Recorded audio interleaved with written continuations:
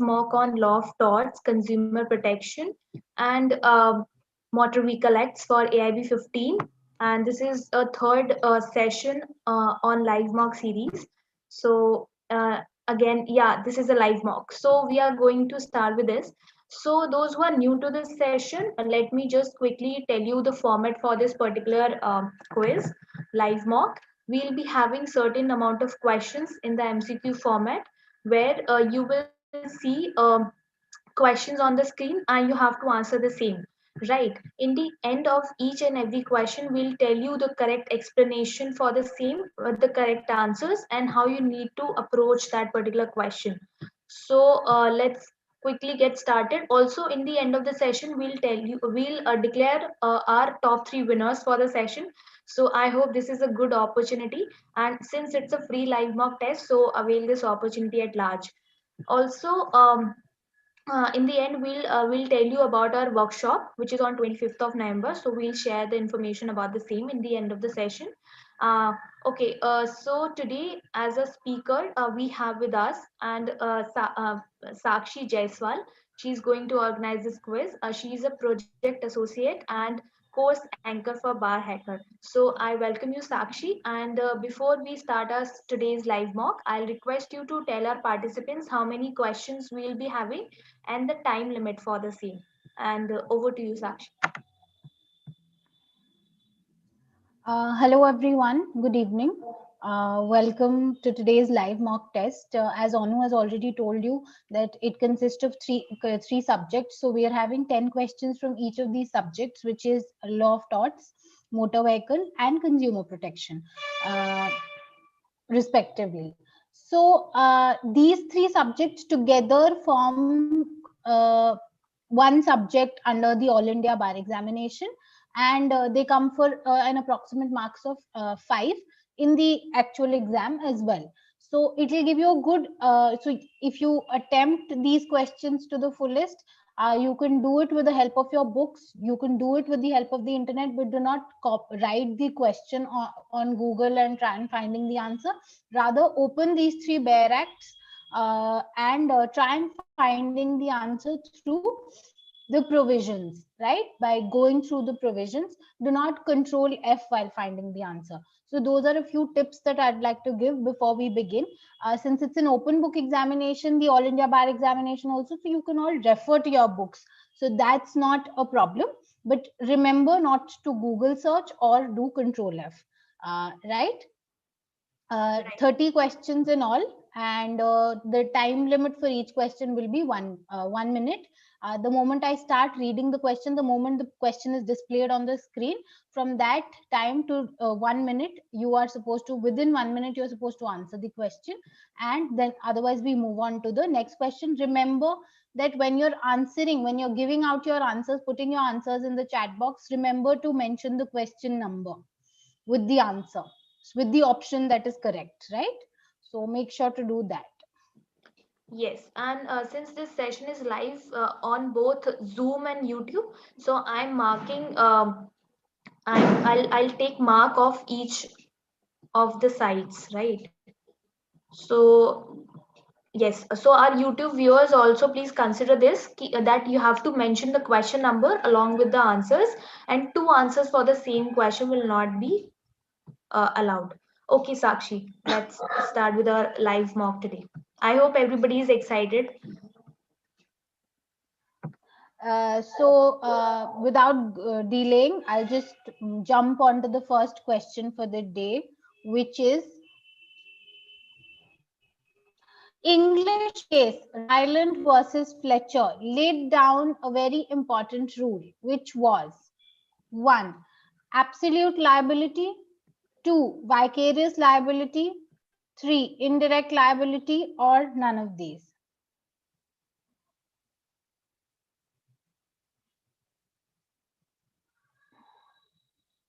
Come on, everyone. Your time has started the moment you were shown this question.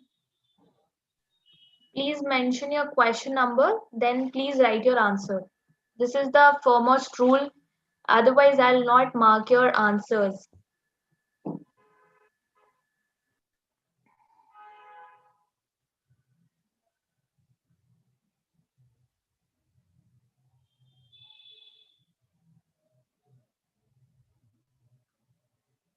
And the time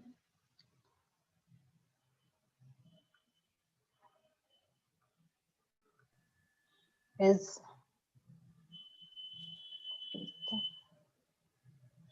We have one 10 seconds. participant, Ankit. Please mention your answers in chat box after this question. And 1 minute is up. The correct answer to this question is none of these. Ryland versus Fletcher was a decision by the House of Lords which established a new area of English tort law, not regarding liability. It had led to the development of rule in Rylands versus Fletcher that the person who for his own purposes brings on his lands and collects and keeps there anything likely to do mischief, if it escapes, must keep it in at its peril, and if he does not do so, is prima facie answerable for all the damages which is the natural consequence of its escape. Moving on to the next question. In the tort of conspiracy, the purpose of the combination must be: 1. Violate legal right of the victim. 2. Cause damage to the victim. 3. Obtain benefit for the combiner. Perfect the interest of combiner. Come on, guys. 30 seconds gone.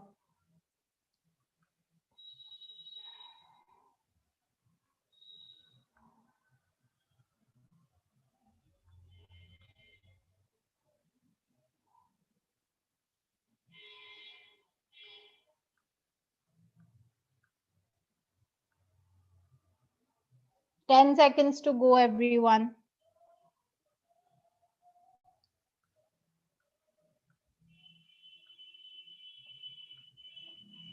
And the time is up. The correct answer is violate legal right of the parties. A civil conspiracy or collusion is an agreement between two or more parties, right? To deprive a third party of its legal rights or deceive a third party to obtain an illegal objective. So conspiracy may also refer to a group of people who may make an agreement together, maybe in the form of partnership or otherwise, in which all the partners or members of this agreement become the agent or partner of every other member and engage in planning and agreeing to commit some or the other act, right? It is not necessary that the conspirators be involved in all stages of planning or be aware of all the details. So here, when they're saying combiners, they actually mean conspirators. It could have been, you might have gotten confused with this term because under the Indian Penal Code or the criminal law, we usually use the term conspiracy or conspirators. But in law of torts, a lot of time, the term combiner is used, right? So the correct answer is violate legal right of the victim. Moving on to the next question, which is question number 3. The term tort is 1. A Latin word, 2. A French word, 3. A English word, or 4. An Italian word.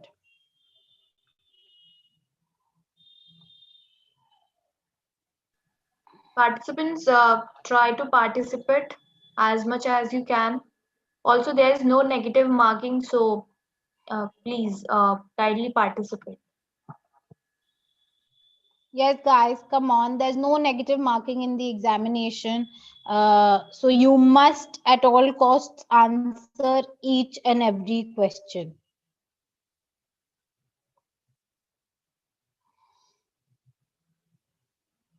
Please mention the question number, guys.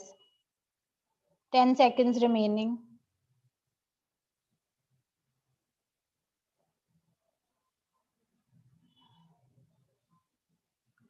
And the time is up. The correct answer to this question is option number 2, which is French word.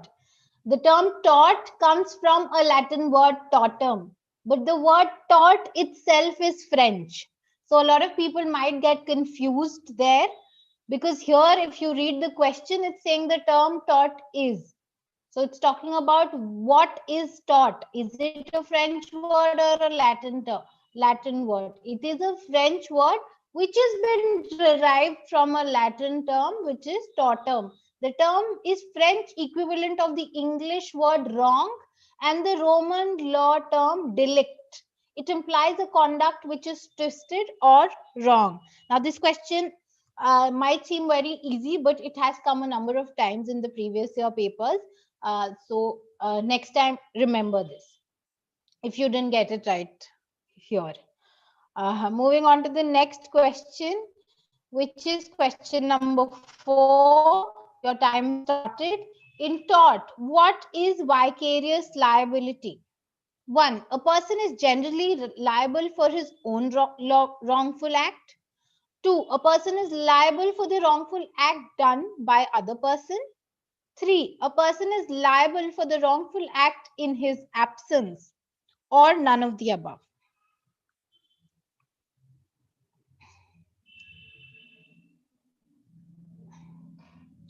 Very easy. Come on.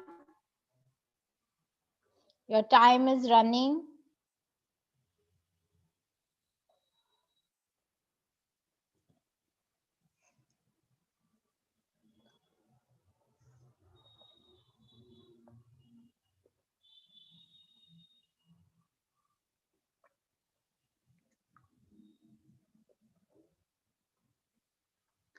And the time is up. The correct answer to this question is option number 2. A person is liable for the wrongful act done by the other person. So vicarious liability is usually where one person is liable for the act done by the other person. So he's not just responsible for his own acts, he's also responsible for the acts done by another person. In the field of torts, it is considered to be an exception to the general rule that person is liable for his own acts only. So a master is liable for the acts of his servants if the act is done in the course of employment. So the general principle is that one is personally liable for his own acts, right? But vicarious liability here acts as an exception to that very general rule. And what is an example to vicarious liability? The best example is agency, wherein we're talking about master-servant relation or principal-agent relation, right? Moving on to the next question, which is question number 5. Who is liable to pay compensation in case of death or permanent disablement? 1. Owner of the vehicle. 2. State government. 3. Driver. Or 4. Insurance company.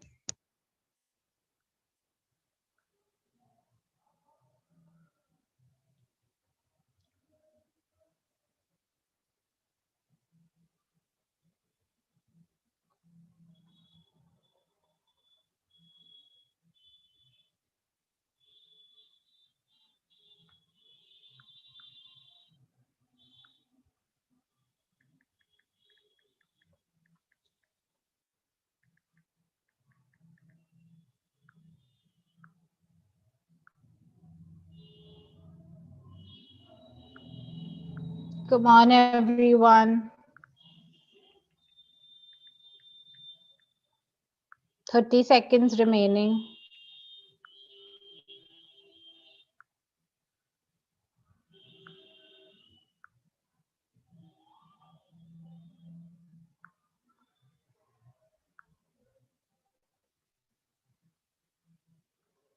And the time is over.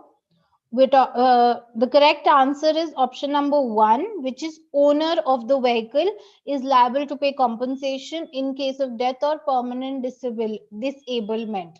So where does this come from? Where can you find this answer? This is under section 140 of the Motor Vehicle Act 1988, right? So you must look at section 140, which says liability to pay compensation in certain cases on the principle of no fault. where the death or permanent disablement, so here the terms death and permanent disablement has been used specifically if there is a death and the legal representative if there's personal disablement of a person, the victim personal permanent disablement is the one who is being compensated. So when you answer, you can find under section 140 of the Motor Vehide Act.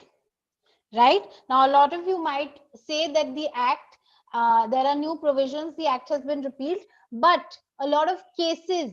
So why do we use or why do we utilize these provisions of the 1988 Act?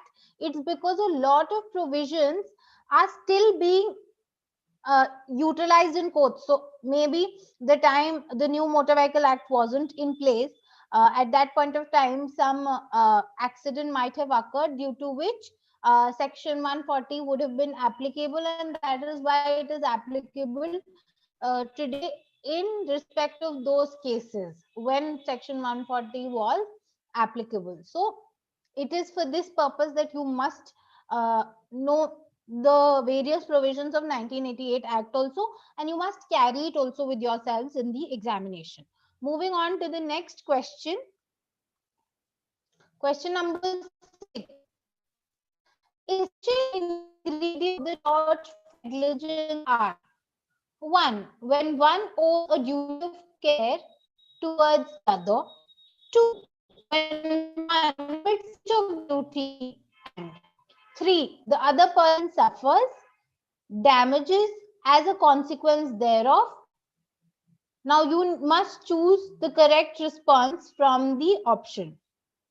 None of these, so option number 1 says none of these are essential ingredients. 2, only the first is an essential ingredient. 3, all of them are essential ingredients. Or 4, even if the first is absent, the tort of negligence is committed. So I'm going to give you 20 seconds extra, because usually you get 1 minute 20 seconds for one question. You calculate the time in the All India Bar examination. So this is a bit of a tricky question, so I'll give you 20 seconds extra for this. 20 seconds to go now.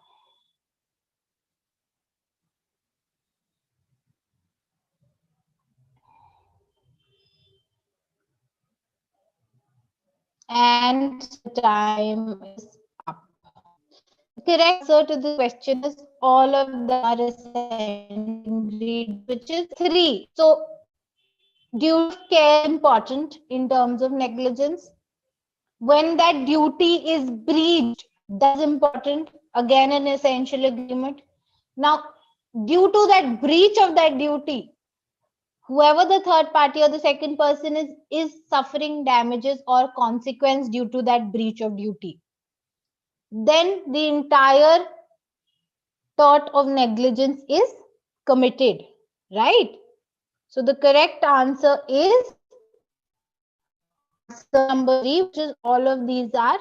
So as I've written also, when deciding on a verdict in a negligence case, juries are instructed to compare the facts, testimony and evidence in determining whether the following elements were satisfied. Whether there was a duty or not, they must see that. Whether that duty has been breached, they must check that.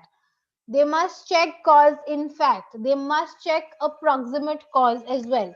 And they must in the end check whether any damage and then accordingly damages in those regards.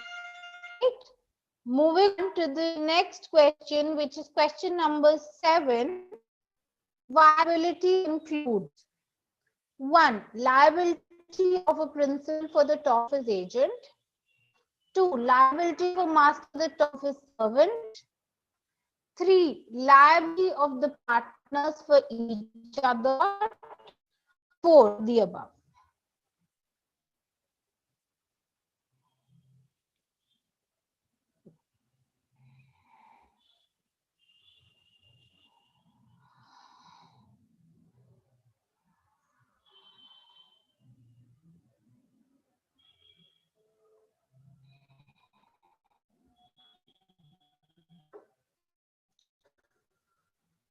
10 seconds to everyone.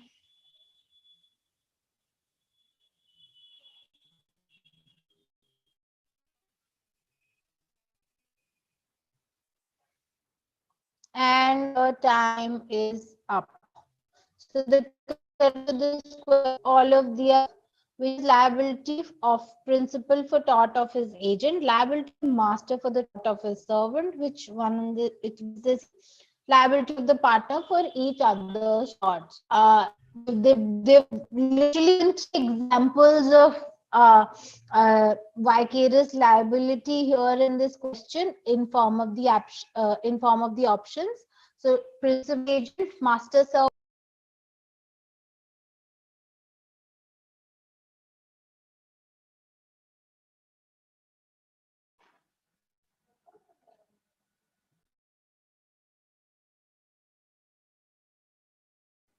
I guess there is some technical problem.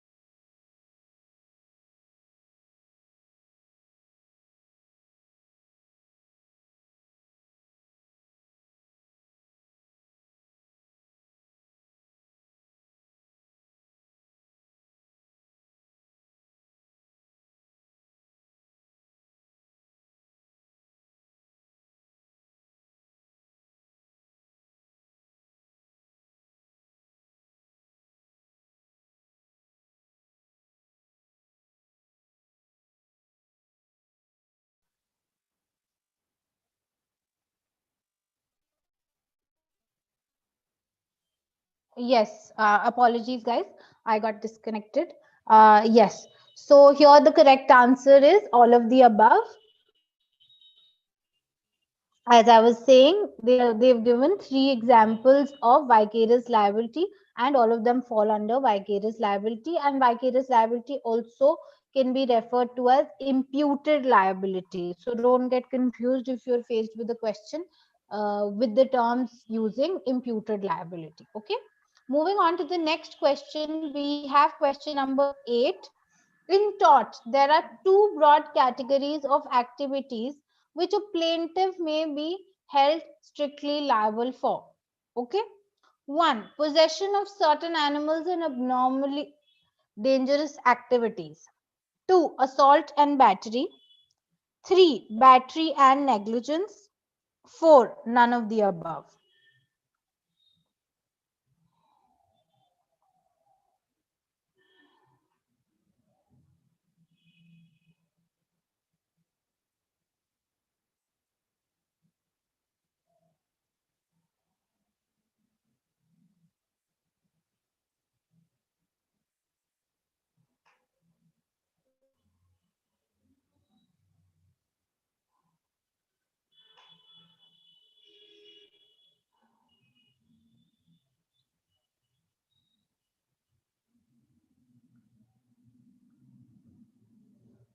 And your time is up. The correct answer to this question is option number 1, which says possession of certain animals and abnormally dangerous activities. So either you're doing a very dangerous activity or you're in possession of certain animals, which is inherently dangerous for application of strict liability. Now, strict liability is the imposition of liability on a party without finding of fault, right? Now here when you're talking about strict liability, or the court is arguing in the councils are arguing with respect to strict liability, the claimant here, the person who's claiming strict liability, needs to prove that the tort occurred and the defendant was responsible.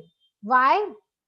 Strict liability, when we talk about possession of dangerous animals or doing something really dangerous, is because it is a situation which is extremely dangerous, under which strict liability is imposed. I'll give you another example of strict liability where strict liability would have been imposed. It is Bhopal gas tragedy, right? So that is one example that I can give you right now. Moving on to the next question we have, question 9. Your time has started. Gloucestershire grammar school case is a leading case to explain the 1. Voluntary non-fit injuria, 2. Injuria non-fit voluntary, 3. Damnum sine injuria, or 4. Injuria sine damnum. Come on, everyone. It's a very important and landmark case in terms of tort.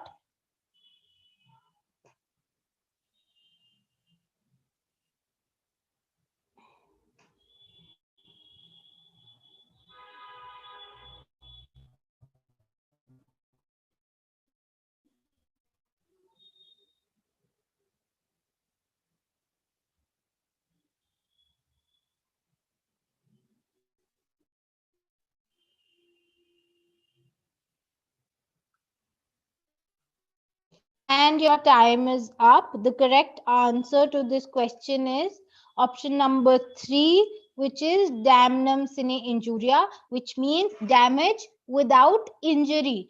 So in Gloucestershire grammar school case, what happened was there was this school, Gloucester Grammar School, wherein a teacher of this school resigned and went ahead and opened a rival school right beside this grammar school, right? So what happened was a lot of students from the Gloucester Grammar School followed this teacher to his school, which then later on became a rival school. So a lot of students started shifting from one school to another, right? So why damnum sine injuria is the correct answer? Because there was damage. Gloucester Grammar School incurred a damage here because a lot of its students were leaving and going to another school. But there was no injury, there was no breaking of law. The teacher was allowed to leave the school, allowed to open another school, right? So there was nobody broke any law. There was damage, but there was no breaking of, there was no injury at, wherein injuria sine damnum means opposite, injury suffered without an actual loss, right? So I hope that is clear. This is one of the most landmark cases when we talk about damnum sine injuria. Moving on to the next question, which is question number 10. Again, a very important and landmark case. Ashby versus White is the case of 1. Damnum sine injuria, ramified, 3. Injuria sine damnum, or 4. Usufruct.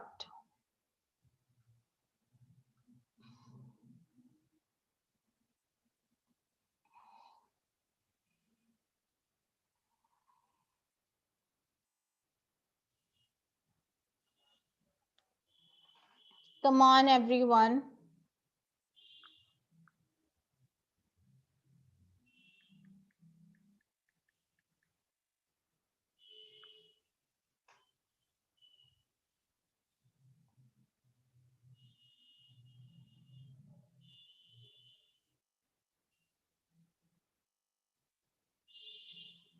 Come on, guys.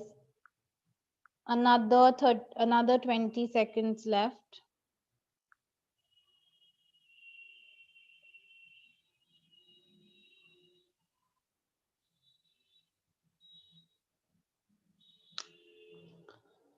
And your time is up. The correct answer is option number 3, which is injuria sine damnum.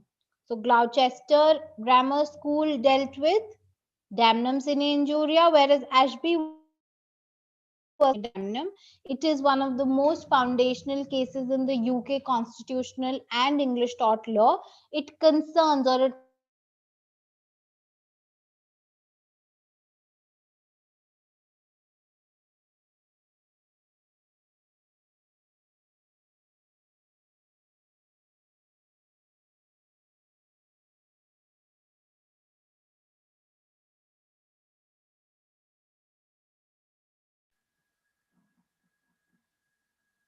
Can you hear Sakshi participants?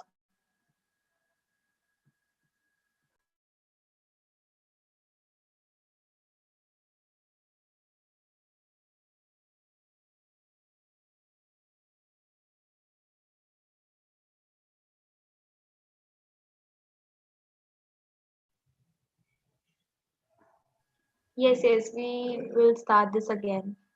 Yes, apologies, guys. Apologies again. So basically, we were talking about Ashby versus White. What happened in Ashby versus White was Mr. Ashby was prevented from voting at an election by misfeasance of a constable who was in charge of this entire voting scenario.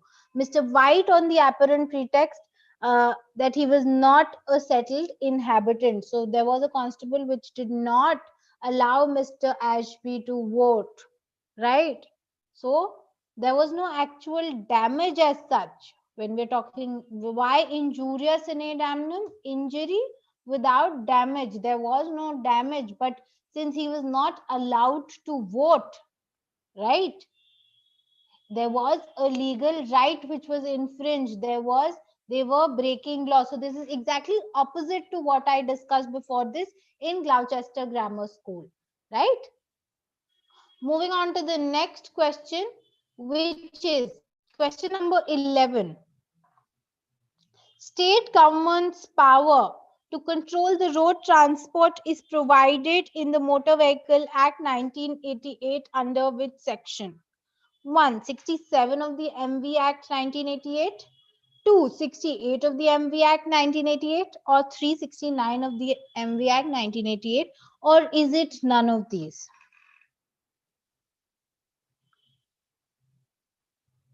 Come on, guys, your time's running. Very easy. You just need to pick up your Motor Vehicle Act 1988 and check where this question is talked about.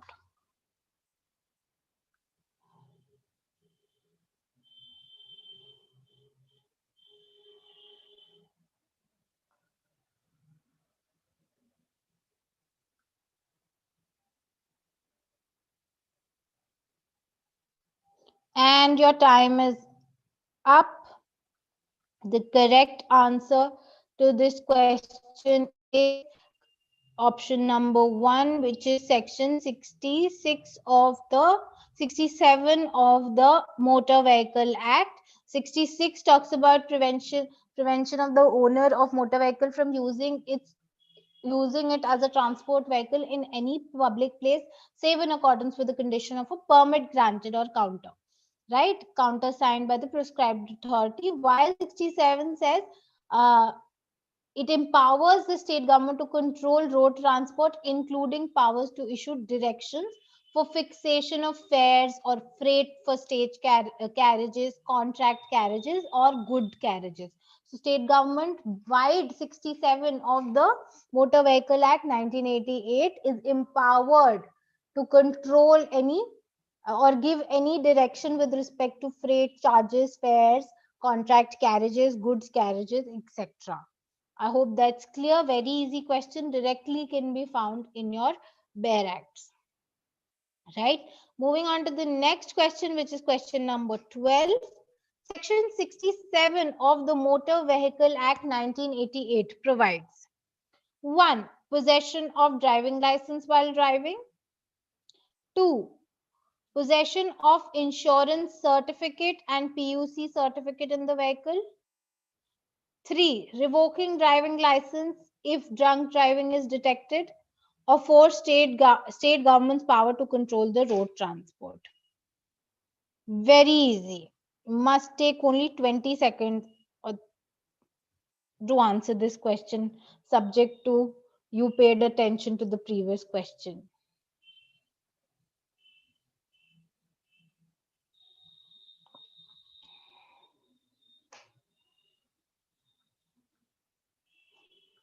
Nine seconds remaining.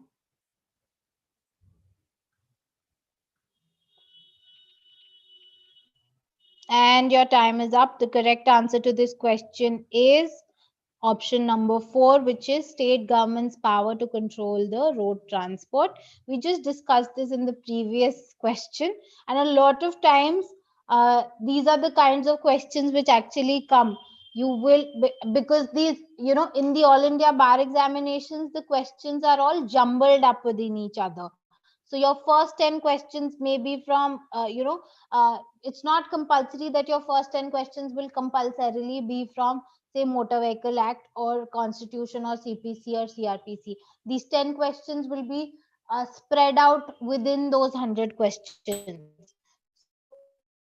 So you should read the question with open mind. Don't just for the sake of, because these are, if imagine you got both these questions in your paper, it wouldn't take you even 10 seconds to answer this question if you had answered the first one with an open mind by reading the provision carefully. Question, which is question number 13.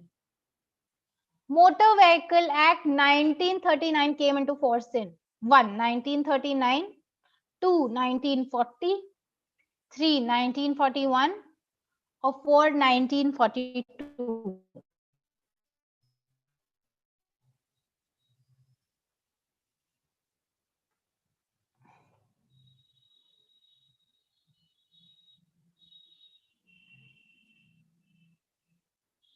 When did the 1939 Act come into force?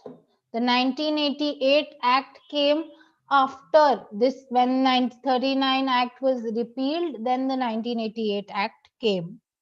Right? Before 1939, there was the 1914 Act.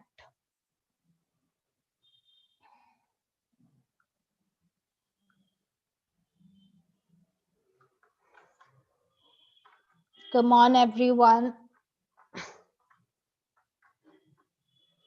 Again, even after this question again is important, you might think this act has been repealed. Why would such a question come? But we have noticed such type of questions actually come in the examination. Remember, being an open book examination, the Bar Council takes a lot of leverage here to, give you different kinds of questions. And with that, your time is up. The correct answer to this question is 1940. This legislation was made in 1939. However, it was enforced in the year 1940. Right? As I told you, the first act was in 1914, 1914, then 1939, and then subsequently 1988. Right? Moving on to the next question, we have question number 14. Which is grievous hurt under Motor Vehicle Act 1988 means 1. Grievous hurt as defined in IPC, 2. Grievous hurt as defined in medical laws, 3. Grievous hurt as defined by medical practitioner, or 4. None of the above.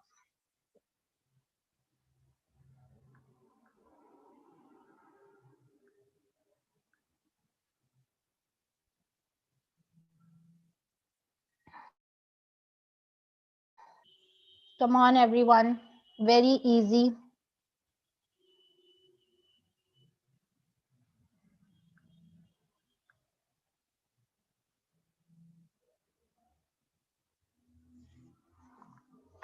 Ten more seconds to go.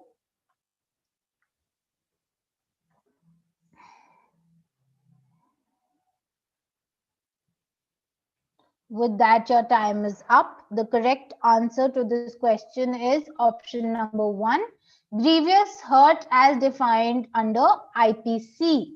So where can you exactly find this kind of answer, right? You must open the Motor Vehicle Act 1988, go through the content of the Motor Vehicle Act and look for the terms grievous hurt.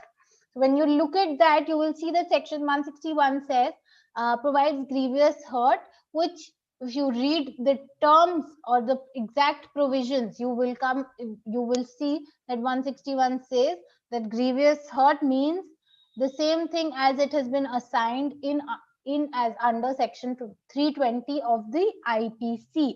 So If you want to know what actual grievous, what actually grievous hurt means, you will have to actually refer to 320 of the Indian Penal Code, right? With this material that you have in front of you, where they are talking about 320 and 161, this question can be actually molded into various kinds. It could have asked you grievous hurt under Motor Vehicle Act 1980, under 1988 is prescribed under. It could have said 320 IPC, it could have said 320 CRPC, it could have said 340 IPC, and it could have said none of the above. So I'm just trying to give you another perspective with the information, with the limited information that you have in front of you right now. With that, moving on to the next question, which is question number 4. Clause 3 of the Motor Vehicle Act empowers the Regional Transport Authority to limit the number of stage carriage permits. Explain the nature of function exercised. 1. This is a judicial function, as the authority's decision is based on an official policy. 2. This is a quasi-judicial function, as the authority's decision is based on an official policy. 3. This is an administrative function, as the authority's decision is based on an official policy, or none of the above.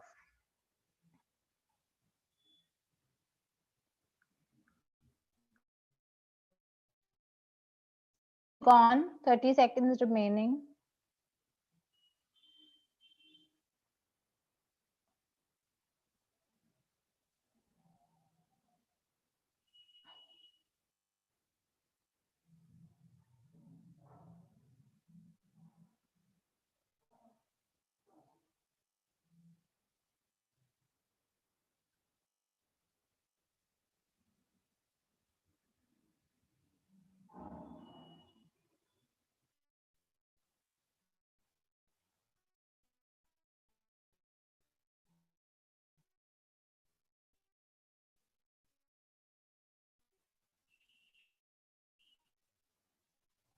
With that, the time is up. The correct answer. Bit. I'd like to tell you how I would have. I want you all to know how I would have generally answered this question. I'll side by side show you the explanation also that I've written, so that you can read through that also. You will have to refer to section 47, which is a corresponding section of provision of section 29. But when you look at the question, right, and it is neither a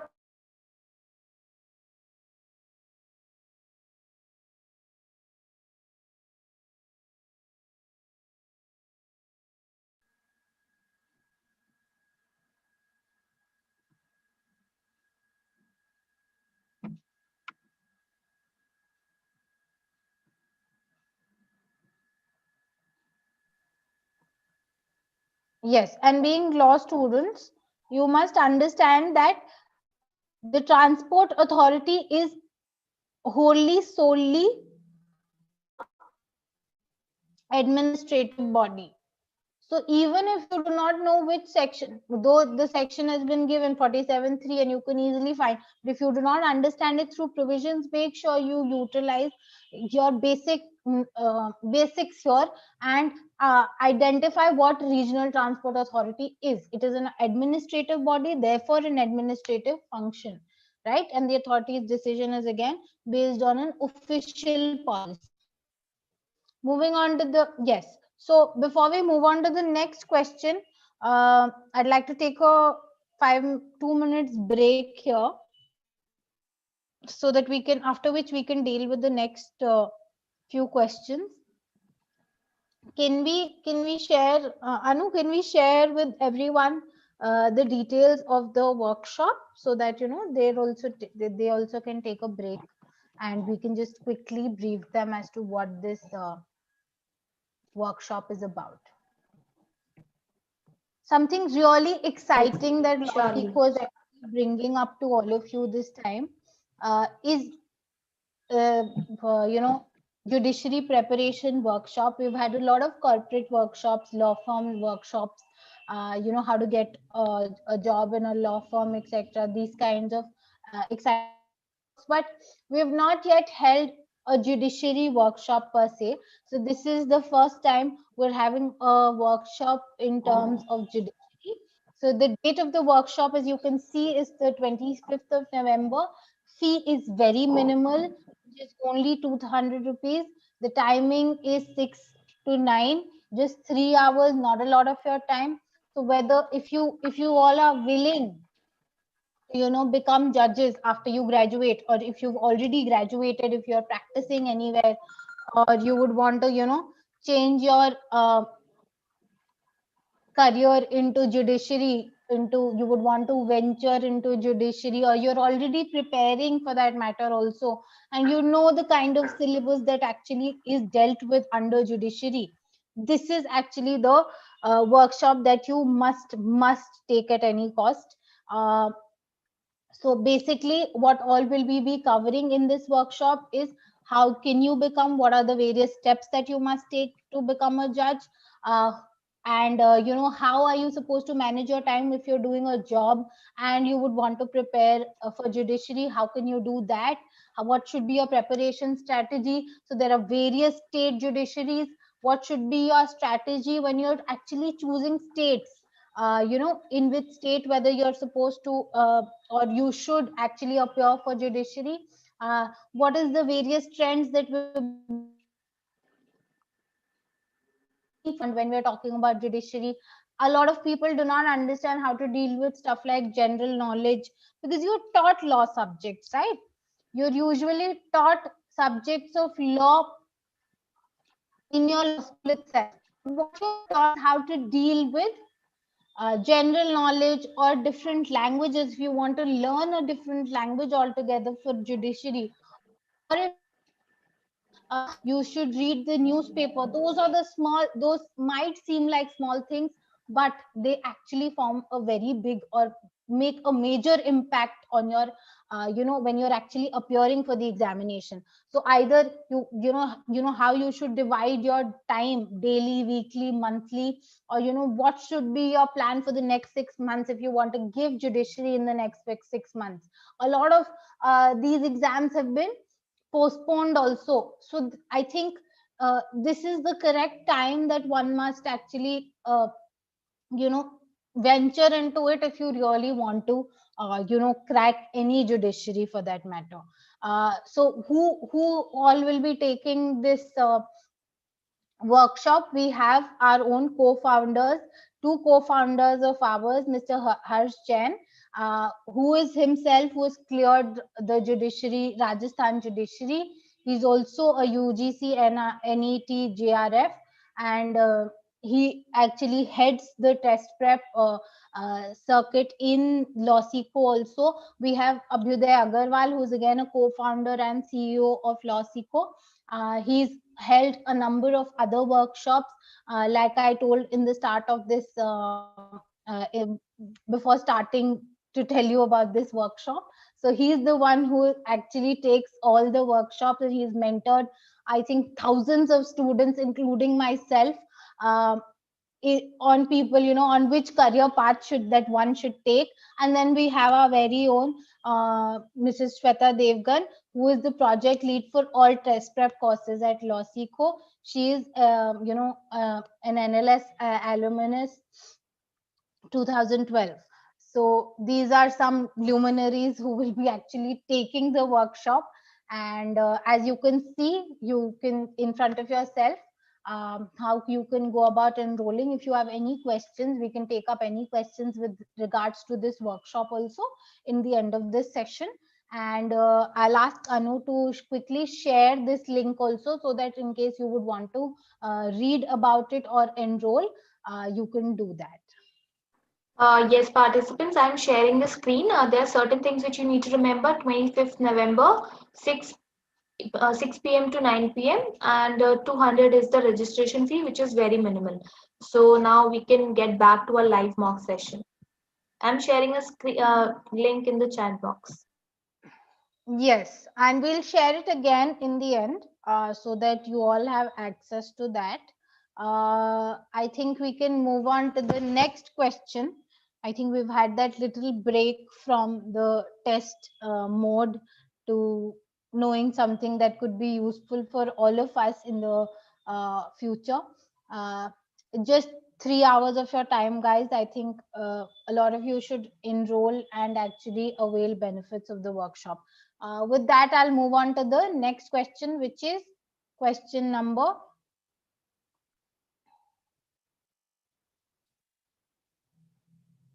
16.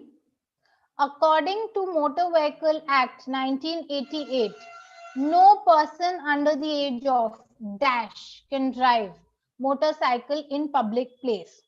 So here they're asking what is the limitation of age. Is it 1, 20 years? Is it 2, 16 years? Is it 3, 18 years? Or is it 4, 21 years?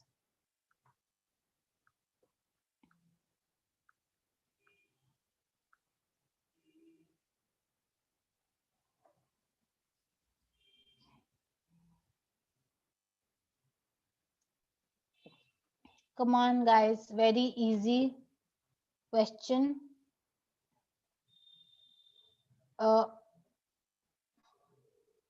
General knowledge come motor vehicle question. So this is not changed with the current law also. Last 10 seconds.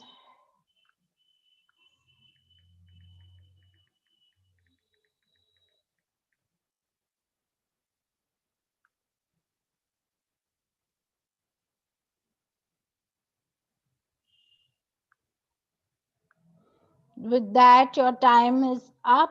The correct answer to this question is option number 3, which is 18 years. So minimum driving age is 18 years. Similarly, starting driving, you must obtain your driving license, which you can do as soon as you turn major, which is 18 age. That age is determined by and for each jurisdiction, and so it can be changed. Lastly, it is 18 years. With that, moving on to the next question, which is question number 17. Sakshi, what is the correct option for 16th question? Option number 3, 18. Okay. Should I move on to the next question? Yes. Okay. So question number 17. Renewal of driving license is envisaged under section dash of the Motor Vehicle Act. 1, section 20. 2, section 21. 3, section 22. Or section 15.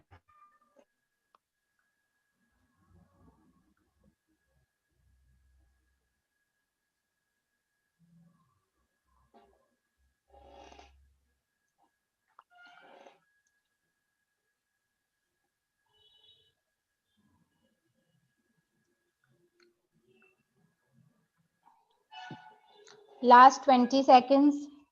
Best way to find this sort of or answer this sort of question is to actually go through each section that is given in the option and look for the correct answer.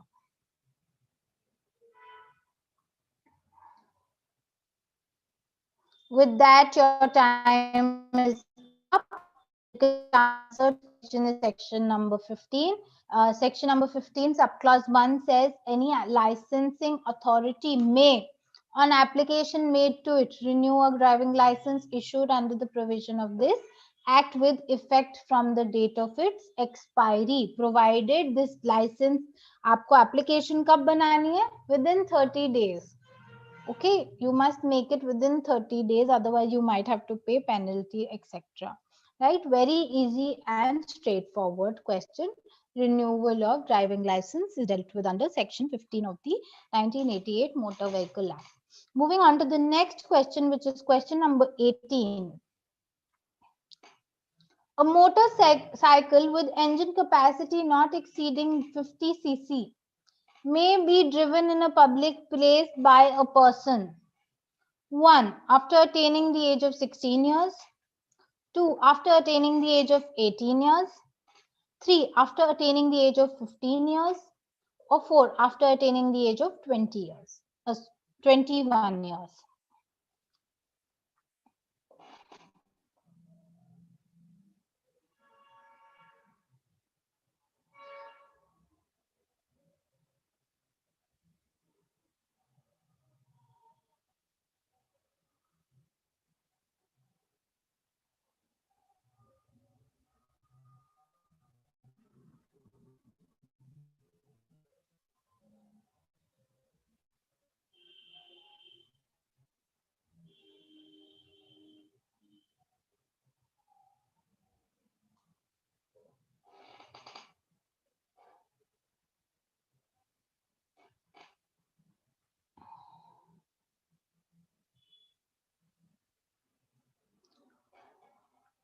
With that, your time is up. Two after the attaining. Now, this was a trick question. It is when are you allowed, or after what age will you be allowed to obtain a driving license or actually be allowed to drive in a public place, right? The 50 cc etc. motorcycle is instead of motorcycle he could have written a four-wheeler or etc. also. So here the main key is to know that we're talking about uh, when are you actually allowed to start driving at public places, right? Which is 18 years, as we discussed in the previous question also. With that, moving on to the next question. Under Section 20 of the MV Act, if a person is convicted of an offence punishable under Section 189 of the MV Act, the court should ordinarily order for 1. Imposing penalty only. 2. Punishment only. 3. Both punishment and penalty. 4. Disqualification under the Act.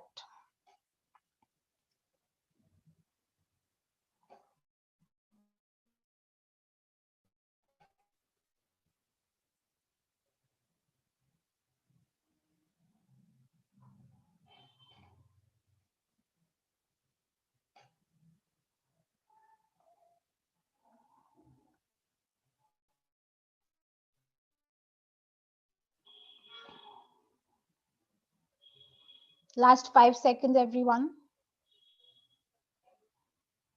And with that, your time is up. The correct answer is option number 4, disqualification under the Act. Section 20, subclause 1 states a person is convicted of which a motor was used. The court by which such person is convicted may, subject to the provisions of this Act, in addition to imposing any other punishment as by law, declare the person so convicted disqualified for such period as the court may specify, again at the discretion of the court. Holding any driving license to drive all classes to description of vehicles or any class or description of such vehicles specified in such license. Hope that's clear. So under section 20, you just have to go through section 120, section 20 of the MV Act and see whether there'll be an imposition of penalty, punishment, or they will be disqualified under the Act, which is disqualification under the Act. Moving on to the next question, question number 20. Appeal against the awards of claim tribunals under the MV Act 1988 can be made under 1. Section 177, 2. Section 172, 3. Section 173, or 4. Section 174.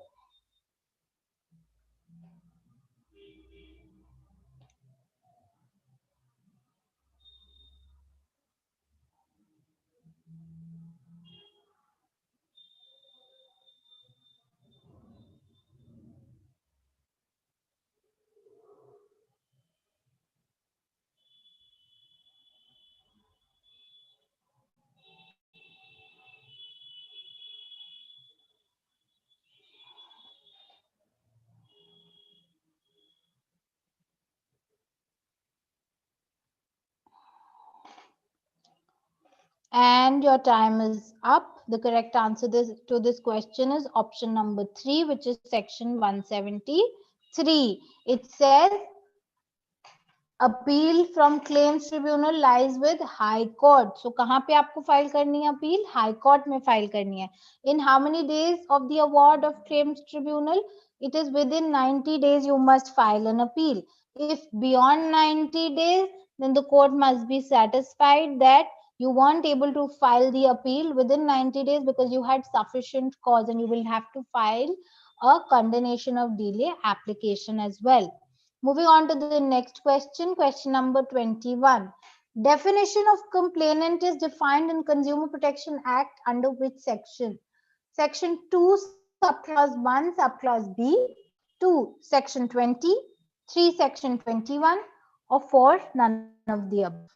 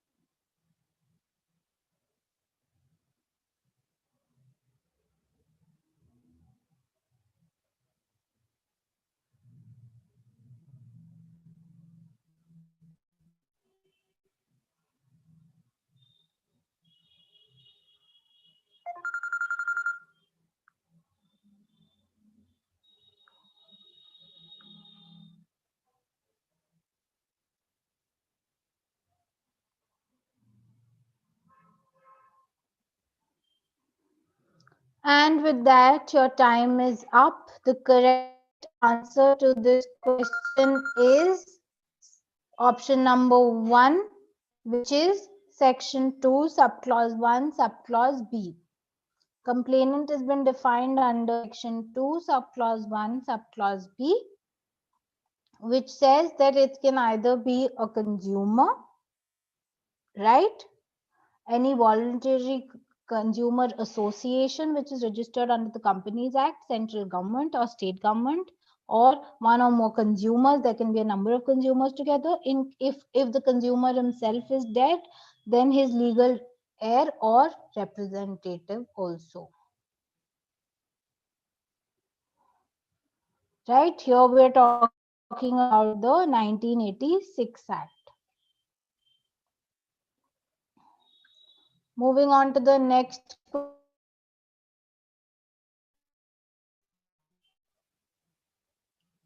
question number 22.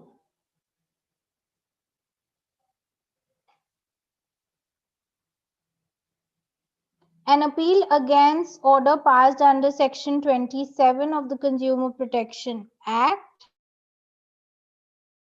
6 by the National Commission lies in 1. The High Court, 2. The Supreme Court, 3. The central government, or 4. Non-appealable.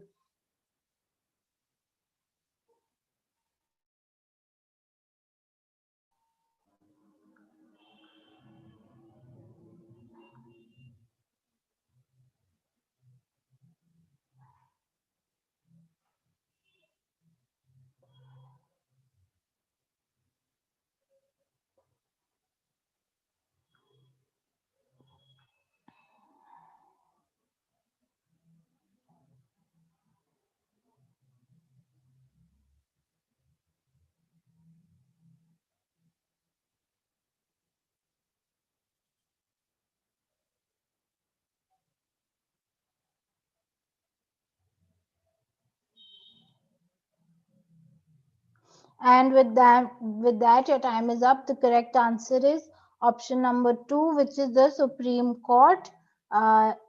If you want to file an appeal against the order of the National Commission, which is NCDRC, right? Then you have to go to the Supreme Court. Where is this stated? This is stated specifically under Section 23, Subclause 3 of the 1986 Consumer Protection Act, right? Within how many days? Within 30 days, right? Moving on to the next question, which is question number 23. Under Section 2, Subclause 1, Subclause F of the Consumer Protection Act 1986, defect is meant by any fault, imperfection, or shortcomings in relation to the goods. In what relations to the goods? So you have to fill in the blank here. Is it 1, quality or quantity? Is it 2, potency? Is it 3, purity or standard? Is it 4, all of the above?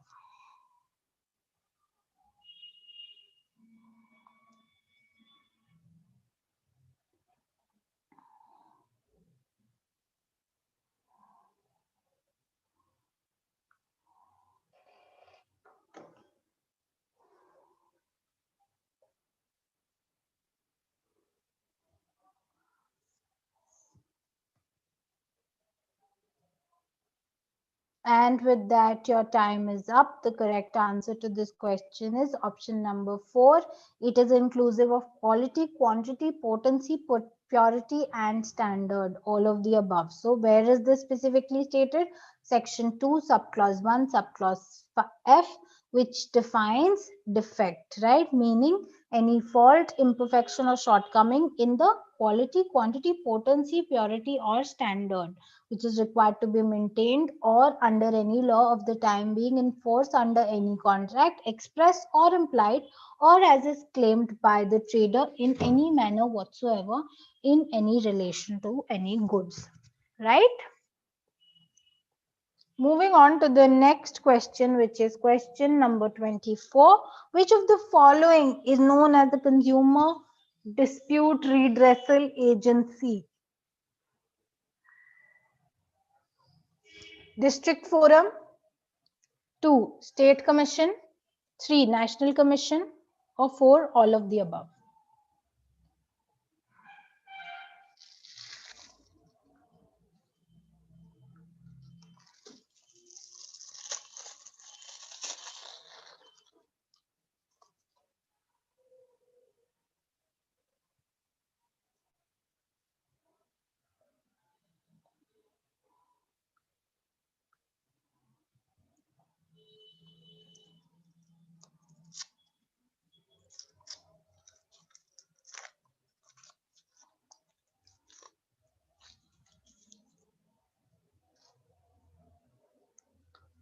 And with that, your time is up.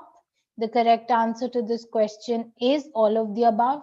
All the three, whether it's district forum, whether it's state commission, or whether it's the national commission, these are all consumer dispute redressal agencies. Okay, these are just various forums which have been divided as per their jurisdiction. Jurisdiction in consumer dispute redress divided on the base on pecuniary basis, right? And or on the basis of appeal. Either you file an appeal in the higher redressal agency, or you go to the higher redressal agency as per your pecuniary jurisdiction, right? Moving on to the next question, which is question number 25.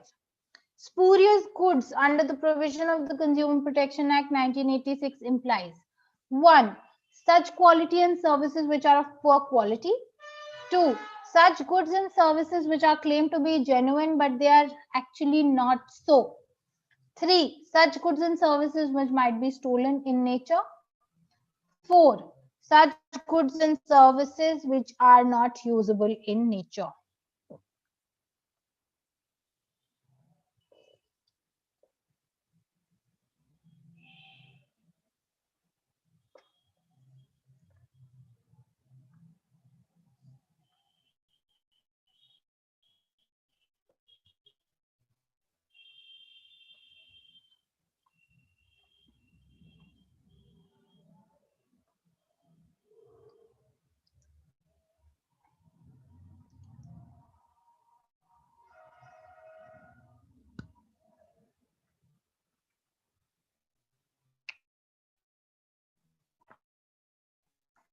That your up.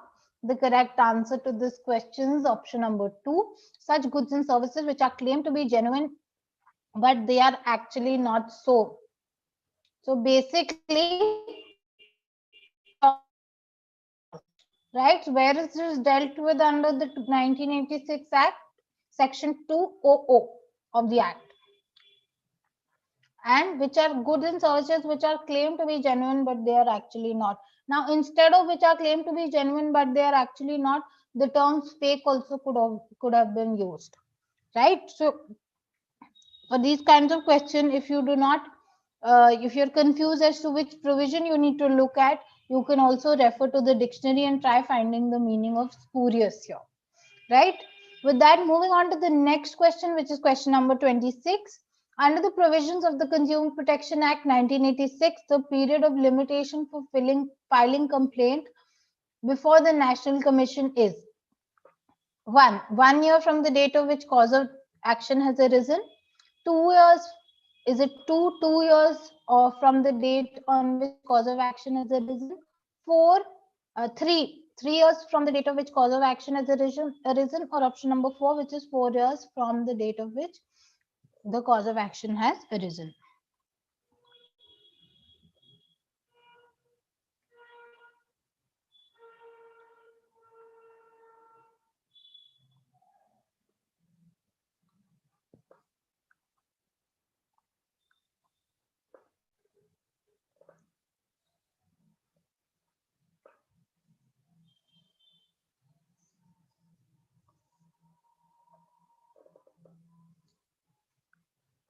With that, your time is up.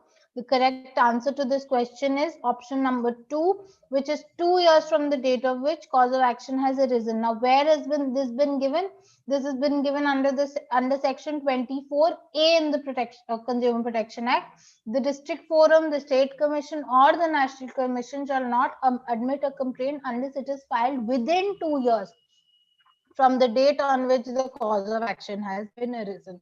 Now, here you must understand they're not talking about appeal. They're talking about the first complaint that needs to be filed, right? That is from the date of cause of action, 2 years ke andar it should have been filed, right? Moving on to the next question, which is question number 27. According to the Consumer Protection Act 1986, what is the limitation period applicable to the 3 forums in entertaining a complaint? 1, 2 years from the date on which cause of action has arisen. Option number 2, 2 years from which the article was purchased. 3 years, or 4, none of the above. We have a few more questions left. Participants, try to answer. Yes, everyone, after this we have just 3 more questions before we can conclude for the day. Last 10 seconds remaining, everyone. Do not get confused. It's very easy, very similar to the previous question that you dealt with.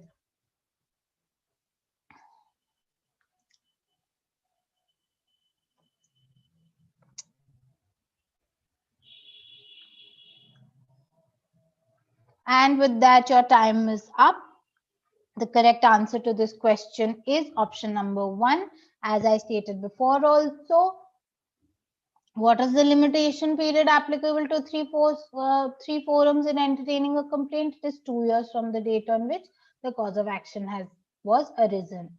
Right? Where do you have to find this? Section 24A, as discussed before. Next question, question number 28.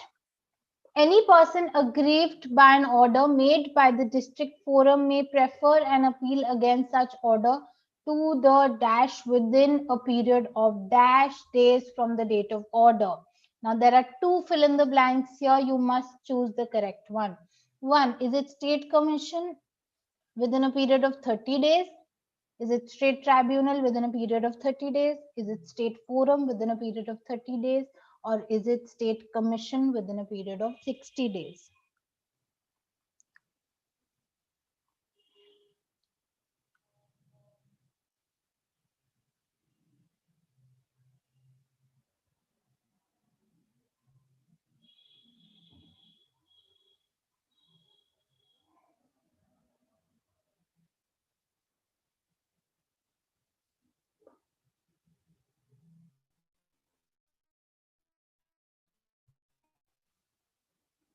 And with that, your time is up. The correct answer is any person aggrieved by an order made by the district forum may prefer an appeal against such order to the state commission within a period of 30 days from the date of order, which is option number 1. Where can you find Consumer Protection Act? Right, the minister in charge, the Consumer Affairs Department, is the chairman of the council. The council holds at least 2 meetings a year. The object of the State Consumer Protection Council is to promote the rights of consumers as laid down in clauses A to F of Section 6 of the Consumer Protection Act. I hope that's clear to everyone. With that, we move to the second last question of the day, which is National Consumer Dispute Redressal was established in which year? 1. 1998, 2. 1988, 3. 1999, or 4. 2000.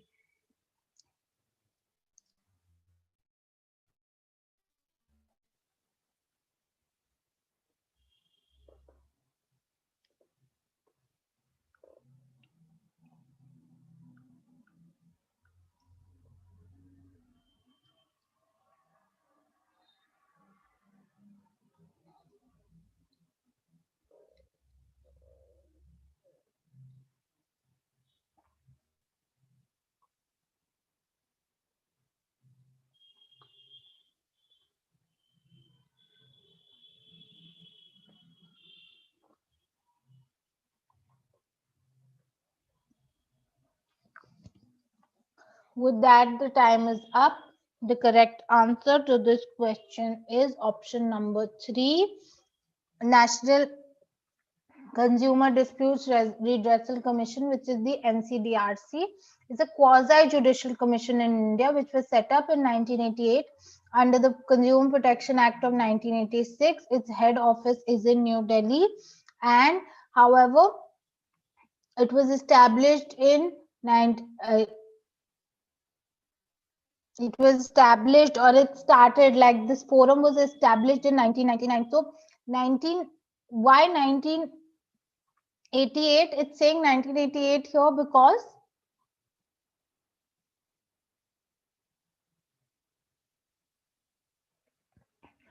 at that point of time, the idea of the NCDRC came into place, right, through the 1988 Act, or sorry, the 1986 Act, right?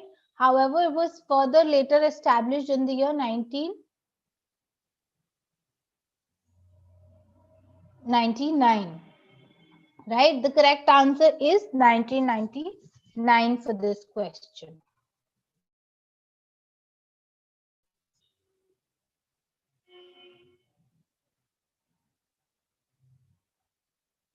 Moving on to the next question, which is the last question of the day.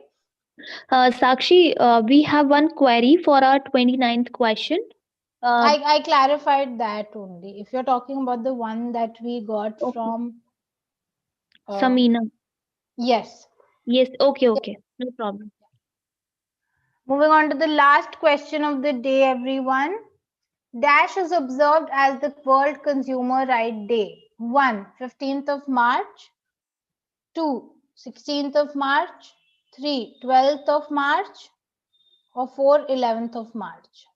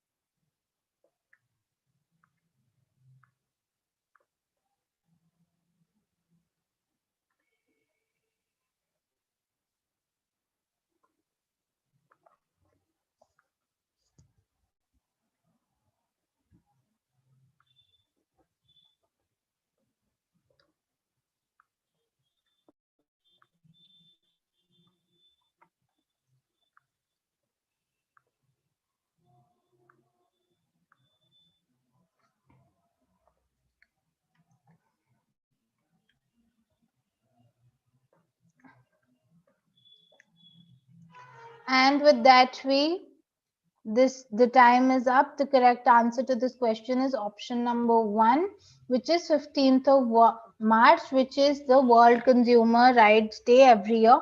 I'd just like to clarify one thing here, Anu. The correct answer here is option number 2, 1988, non 1999. So if you Okay. can, please correct this to option number 2. If you Right. can't, we'll disqualify this question altogether. No, I no, mean, like actually, yeah, people answered option number 2 only, but then, yeah, yeah, okay. yeah. The So there was a okay. miscommunication there. Uh, uh, my bad. So Yeah, it no is problem. option number 2. Yeah. Yes, yes.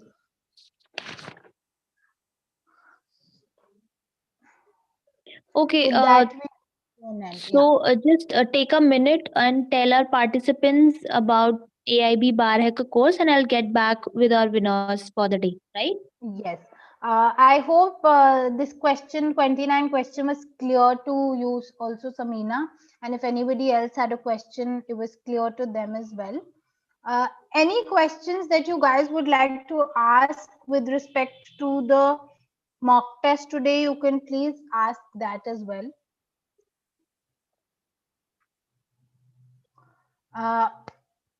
While you can send in your questions in the chat box, or you can also while I tell you about the Barhacker course, uh,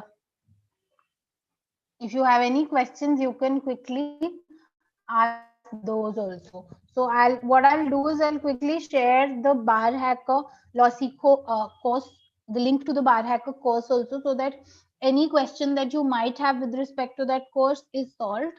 So as you all know, the bar exam, which has been postponed twice now, for this year, will now be held on the 24th of January. So we've been preparing our students, our Barhacker students, and the enrollments are still on. We've already had 2 batches, we've already had 2 batches of students who have studied with us for the All India Bar examination. Those students will have access to the course till the 24th. We hold weekly live sessions, to at least 1 to 2 sessions every week with respect to the Barhacker course. I'll quickly share I'm sharing the Barhacker course link also with you, all of you, in the chat box, so that all of you can have a look at that. If you have any questions with respect to the All India Bar examination, please feel free to ask. I think we have one question from Jagannath Ramapur, who's asking which act should we refer for Consumer Protection Act, which is whether it's 2019 or 1986. Now, ideally, they should be giving questions from the 2019 Act, but I make my students, or we prefer making our students practice from the 1986 Act also, because it's an all open book examination.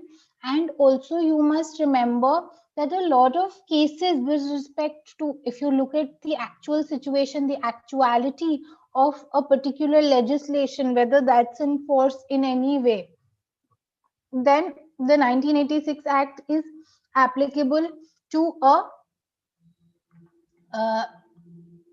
what do we say? The provisions of the 1986 Act is applicable in a lot of cases that are ongoing right now in the redressal agencies, right? So that is why I tell everyone to carry both these books, the 2019 Act also and the 1986 Act also, right?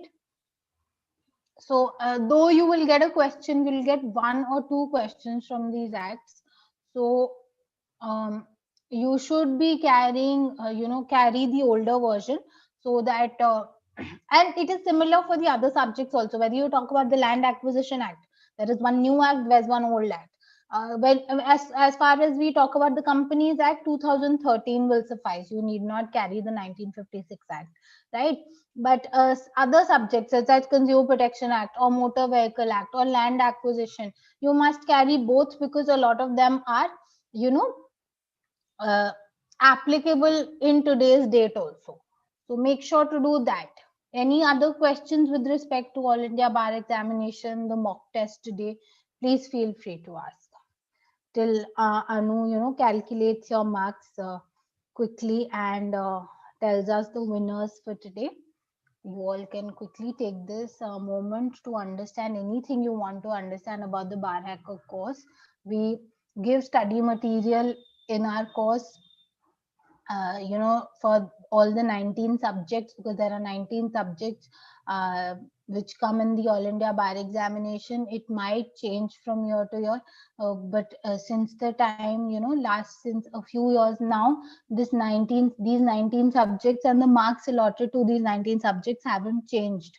So we provide study material all latest. Now there being a lot of amendments, as you all know. You're talking about Consumer Protection Act, you're talking about MV Act, you're talking about land acquisition, then you're talking about a number of labor and industrial laws, which there are various amendments. So we try and inculcate the new amendments as well as the old acts while we're teaching, while we're taking live mock tests of our students. We provide these practice tests also in the learning management system which we provide to our students, and we also provide a weekly lecture so that if you have any doubts with respect to any concept, because of the vast syllabus, everything cannot be covered in the class itself. So you must go, so we encourage everyone to go through the study material that's been provided to them, and then come back on the weekends and then ask these questions. So it becomes very easy for any person who's planning to give the All India Bar Examination and also side by side studying for it. Right. Thank you, Sakshi, for giving information about the Barhacker course. And also, it was a wonderful quiz, and people showed their patience with us. So, let me just take a minute to announce our today's winners. So, I have taken three names, and first, I'll announce the person who has secured the third position, and the attendee's name is Nisha Jaishankar. She has secured third position. So congratulations. Second position is secured by Samina Khan. So a very congratulations, Samina. And the first position is secured by Mr. Jagannath. So congratulations, each and every participants, and also those who participated, both YouTube and Zoom. Zoom, those who were there on the Zoom platform. So congratulations again. And participants, you can share your feedback with us, and also let us know that if any other subjects you want a live mock on, so you can also share that with us. And yes. Thank you, everyone. Congratulations to the winners and everybody else also who participated. It's about participating mostly, but congratulations to the winners also. Thank you so much for today. Right. And also we shared the information about the workshop. So if whosoever is interested, kindly go through that link which we shared in the chat box. So you can visit that link and enroll if you wanted to. And it will be a good and effective session. So kindly enroll. And now I'll sign off. Thank you, participants, for joining. And thank you, Sakshi, for conducting such a wonderful quiz. And of course, questions was very much helpful. And most of the questions from past year papers, so definitely this will help for the this will help participants. Definitely. So now I'll sign off. Webinar executive Anu Bhatnagar. Thank you, everyone.